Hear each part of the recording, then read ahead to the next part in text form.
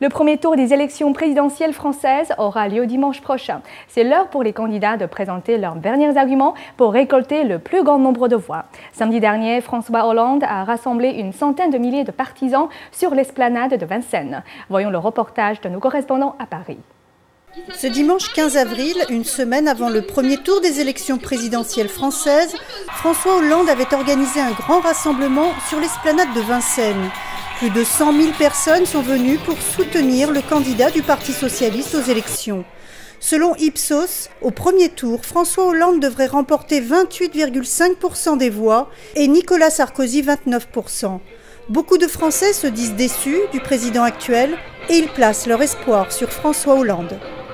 Surtout pour les gens modestes, comme moi, présent, comme beaucoup qui sont les gens vivent très durement, le chômage augmenté, l'Europe il est coincé, tout le mal, il fallait que Hollande arrive, qu'il redresse notre pays.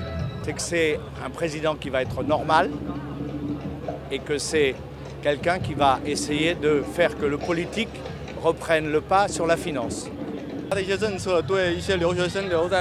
Sa politique favorise les étudiants étrangers de trouver du travail en France. Donc je suis pour François Hollande. Selon certains médias français, le régime chinois préfère Nicolas Sarkozy à François Hollande en raison de l'attitude anti-Pékin de François Hollande.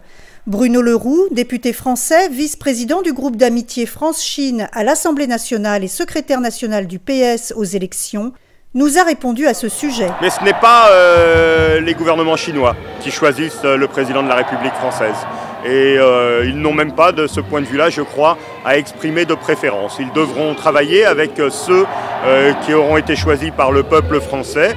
Et nous-mêmes, nous ne nous ingérons pas sur la façon dont les dirigeants chinois sont choisis. Ségolène Royal, candidate aux dernières élections présidentielles, ainsi que d'autres états-majors du Parti socialiste étaient tous là pour ce dernier rassemblement avant le premier tour. NTD, Paris, France.